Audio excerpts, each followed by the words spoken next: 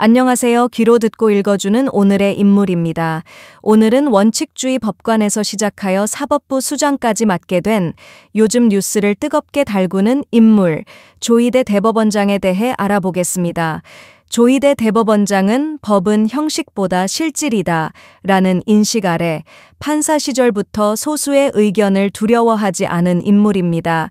그는 평생 법관으로서 약자를 위한 판결, 사회적 정의라는 가치를 새기며 걸어온 인물로 소개되어 있습니다.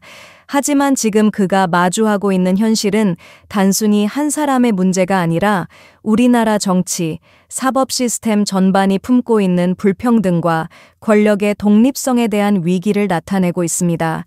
그의 행보는 시민을 위한 법원이 될 것인지, 권력의 법원으로 될 것인지를 가늠하게 합니다. 오늘은 조희대에 대해 더 알아보도록 하겠습니다. 조희대는 1957년 경상북도 경주에서 태어났습니다. 경북고등학교를 거쳐 서울대 법과대학을 졸업하고 이후 사법시험 합격을 통해 법조인의 길에 들어섰습니다. 판사로 일을 하다 미국으로 유학을 다녀왔고 귀국 후 서울, 대구 등 다시 판사로 일을 하였습니다. 법학부와 사법연수원 과정을 통해 판사의 길을 걷기 시작한 그는 학자로서 성균관 대학교 교수직을 맡으며 후배 판사 양성에도 힘을 썼다고 합니다. 수십 년간 형사, 민사, 행정 판결을 거쳐 2023년 대법관 퇴임 이후 3년 9개월 만에 대한민국 최고 헌법기관이자 사법부의 수장인 대법원장으로 복귀하게 되었습니다.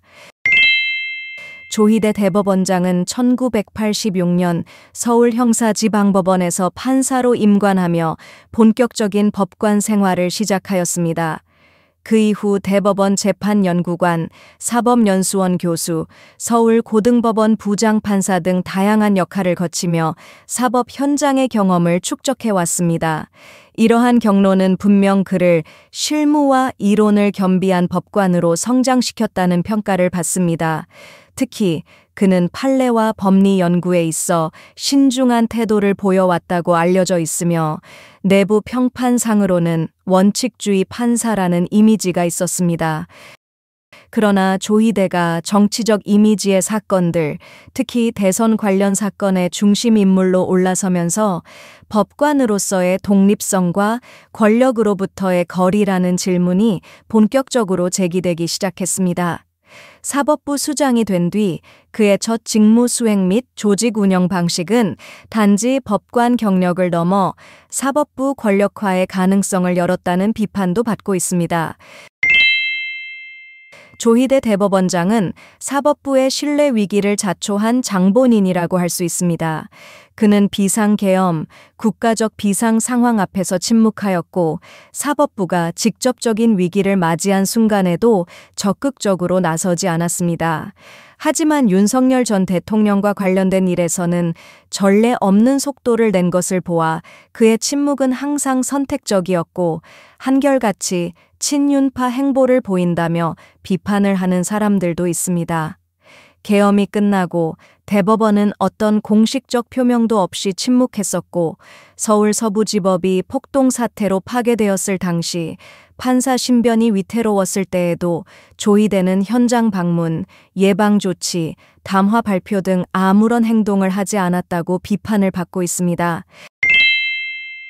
하지만 조희대는 이번 대선을 앞두고 이재명과 관련된 항소심 무죄 판결 앞에서는 돌변하여 빛의 속도로 대응해 큰 논란을 빚었습니다. 보통 대선을 앞두고는 수사도, 재판도 모두 자제를 해온 전통이 수십 년간 이어져 왔다고 합니다. 조희대는 이를 깨고 이재명과 관련된 사안을 전원 합의체로 끌어올려 단 이틀 만에 결정을 내리고 일주일 만에 선고를 내렸고 25분간 판결문 낭독까지 자처하였다고 합니다.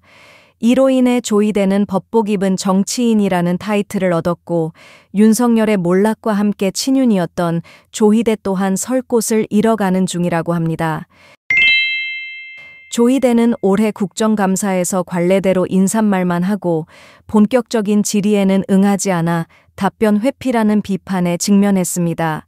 대선 개입 의혹을 받고 있는 그는 한덕수와 이재명과 관련된 질문에는 묵묵부답으로 대답을 하지 않았다고 합니다. 본인은 정의와 양심에서 벗어난 적이 없음을 분명히 강조하고 증인 출석 요구는 부당하다고 주장했습니다. 국민의힘에서는 대법원장을 이런 식으로 대하는 건 삼권 분립의 원칙을 파괴한다며 비판했다고 합니다. 그가 국정감사에서 90분 동안 남긴 건 해소되지 않은 의혹과 궁금증뿐이었습니다. 조희대 대법원장의 임기는 언제까지일까요? 대법원장 임기가 6년인데 조희대는 정년 문제 때문에 2027년까지가 임기라고 합니다. 남은 임기를 다 채울 수 있을지 사람들이 궁금해하고 있습니다. 지난 대선 조희대 대법원장이 사실상 개입을 했다고 생각하는 국민들의 불신이 매우 크다고 합니다. 사퇴를 하는 것이 맞다는 의견들이 많은데요.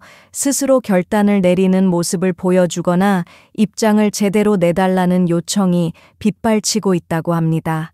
과연 조희대는 어떤 선택을 내리게 될지 행보가 궁금해집니다.